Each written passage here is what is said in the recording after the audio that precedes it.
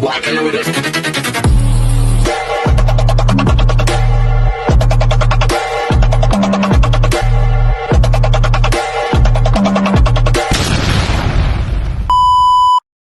Hello beautiful people! Welcome back to my channel. This is your Mama Sam dito sa Sam Sam TV. Kamusta naman po kayo mga amigo, amiga, kumare at kumpare? Sana lahat kayo ay okay na okay ngayong araw ng Monday. So happy Monday sa atin lahat ng bonggang-bongga. Pasensya na medyo ngayon lang uli ako nag-upload kasi nga my gosh, busy ang Mama Sam ninyo sa trabaho ko.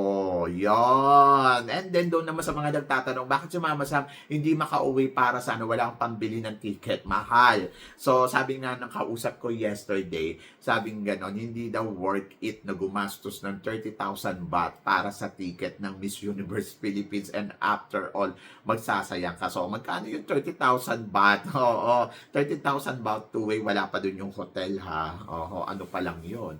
Ticket pa lang yun. So 30,000 baht, magkano yun? So equivalent na halos nasa 40,000-50,000 pesos. Oh my gosh, sayang yung pera, tabi na lang natin. Oo, kasi syempre wala na naman tayong trabaho next month. So kailangan natin magtabi para mabuhay sa susunod pang buwan at sa mga susunod pang buwan at sa mga susunod pang buwan. Ganun talaga ang buhay ko dito. Bukas meron, bukas wala. Ganon.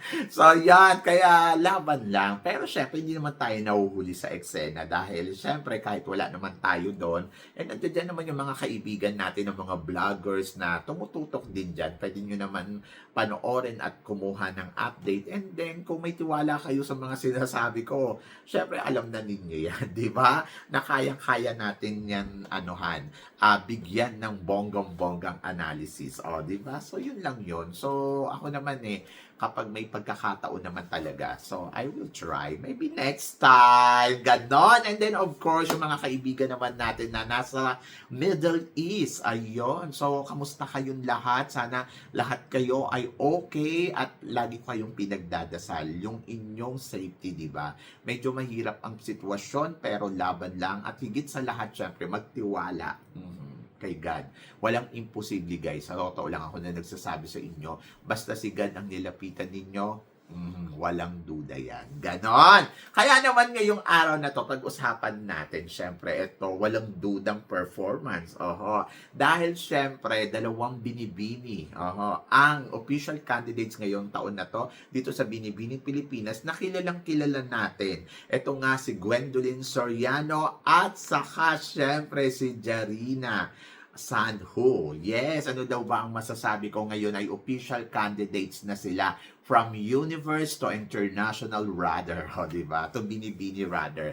Ako to be honest, hindi sila nagkamali ng desisyon na mag-compete dito sa Miss Universe, sa Binibining Pilipinas after ng Miss Universe Philippines. So, nagbalik sila para ilaban uli ang mga sarili nila at patunayan uli one more time sa isang national pageant. At hindi basta-basta ang pageant ng Binibining Pilipinas kasi isa to sa mga prestigious na pageant talaga na inaabangan taon-taon. Sabi ng ganun, syempre, once you are binibini, you're always a binibini. Kaya inaabangan natin kung magkakaroon nga ba talaga ng corona ngayon si Gwendolyn at saka syempre si Jarina. To be honest, ako kay Jarina Sandhu, syempre gusto ko siya dahil alam naman natin na iba din ang kalibre ng kandidatang to at naniniwala ako na magaling siya sa lahat ng aspeto.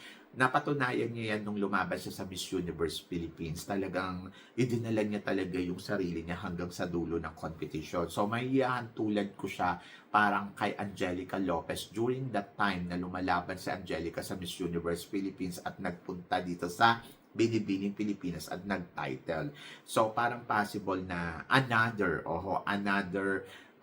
from the Miss Universe Philippines ang maging title holder uli dito sa competition ng Binibining Pilipinas. And then yung talino ni Jarina, hindi mo pwede underestimate kasi talaga namang matalino naman yung batang to at yung ganda niya lalo, di ba? Mala Atisa Manalo. So tama yung desisyon niya na nagpunta ng Binibining Pilipinas more than bumalik sa Miss Universe Philippines. Kasi parang feeling ko yung kalibre at saka yung beauty na meron siya ay ay pwede talaga at pasok sa Binibining Pilipinas. So, malin mo, hindi lang siya Binibining Pilipinas Universe, Binibining Pilipinas International, pwede din siyang maging Binibining Pilipinas Globe. 'Di ba? Kasi yung kalibre niya magaling din eh. So, pwedeng-pwede.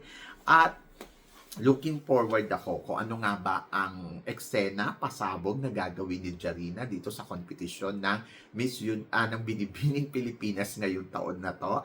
At I'm so excited kung paano niya kakabugin ang 35 na candidates kasi 36 sila eh. So, paano niya kakabugin yon isa-isa. At happy ako kasi at least official candidates na siya dito. So, good luck kay Jarina at good luck syempre na sana makuha niya ang corona na inaasam niya dito. So, yon.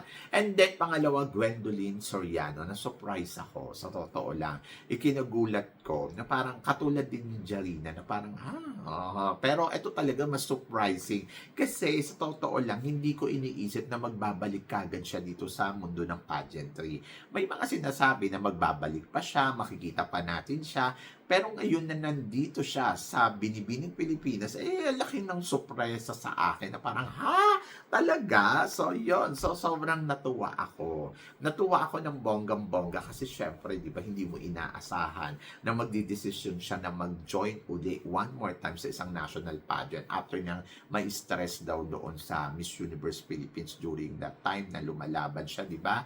Pero ngayon na nandito siya, parang ang feeling ko ay malakas yung laban nito. Kasi parang kumbaga, yung experience niya sa Miss Universe Philippines, isa siya sa mga candidates na minahal natin, pinaniwalaan talaga natin yung lakas niya, at totoo naman na malakas talaga siya at magaling, di ba? Kaya yun, nandito siya ngayon, parang wow. Oo. Talagang napawaw talaga ako ng bonggang-bongga kasi parang hindi siya nagkamali sa desisyon na pinasukan niya. At hindi rin siya nagkamali ng desisyon na sumali siya ngayong taon na to. Kasi malakas yung laban at parang feeling ko kakabog din ang beauty na meron ang Gwendolyn Soriano. So, yon. So, ano pang corona ang pwede kay Gwendolyn? Actually, hindi naman kasi katangkada si Gwendolyn eh, no? Actually, pwede siya sa Binibining Pilipinas Globe. Sa totoo lang. Binibining Pilipinas Globe to Miss Globe. Kasi parang yung beauty niya, no? So, yon. So, sa international, medyo parang I will go for Jarina. Kasi si Jarina parang maalaati sa manalo eh. Pero kasi kung si Gwendolyn naman, parang pwede din naman sa Universe, sa Binibining Pilipinas International, pero mas bagay sa kanya ang Globe. Sa totoo lang. And then, lalo na sa Thailand gagawin ang Globe. So, yung beauty niya, pasok talaga na, alam mo yung malaopo suchata. And then, parang feeling ko, okay, mas bagay sa kanya ang Globe. Yan. Actually nga, Miss World nga, kung tutuusin.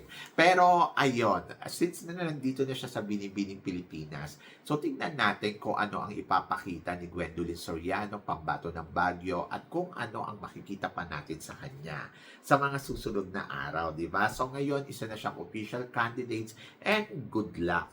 Good luck sa kanila. Sabi ganon, ito yung mga mga malalakas sa Miss Universe Philippines na ngayon nandito sa Binibining Pilipinas. Kaya nilang maiuwi ang corona. So, tingin ba ninyo si Jarina at saka si Gwendolyn kaya ang magkakasungkit ng corona ngayon dito sa Miss Universe Philippines? So, please comment below para at least walaman ko naman yan kung ano ang opinion mo. So, ako para sa akin, why not, no? So, malay ninyo, Binibining Pilipinas Globe, Gwendolyn Soriano, and Binibining Pilipinas International, Jarina Sandho. O, di ba? So, galingan lang nila. Katulad ng ipinakita nilang galing nung lumalaban sila noon sa tawag dito, sa Miss Universe Philippines. Doon nga sa Miss Universe Philippines, napahanga nila tayo, di ba? So, dito pa kaya. At sa Miss Universe Philippines, ang lalakas ng kalaban nila. Dito pa kaya na parang mas na-experience na nila yon at alam na nila kung ano ang galawan na dapat nilang ibigay, di ba? At hindi sila mahihirapan kasi hindi naman kailangan hataw na hataw. At yung mga beauty nila at yung mga galing nila ay swak na swak talaga for the international. Oo, pasok talaga sa Binibining Pilipinas category. Di ba? So, yon kaya excited ako. Excited ba kayo for them? Dapat ma-excite kayo. And then, supportahan natin si Jarina at saka si Gwendolyn Soriano. So, yun guys. Syempre, maraming salamat sa inyong lahat, sa support at pagmamahal na binibigay ninyo syempre dito sa channel ko. At sa mga hindi pa nakaka-follow at nakaka-subscribe, baka naman, please don't forget to click like and subscribe my channel. At i-click nyo na rin po ang notification bell to more updated, syempre sa aking mga chika. Sabi kang ganon, always keep smiling and laban lang. So guys, hanggang dito na lang, hanggang sa muli nating chikahan. See you tomorrow. Thank you guys. Thank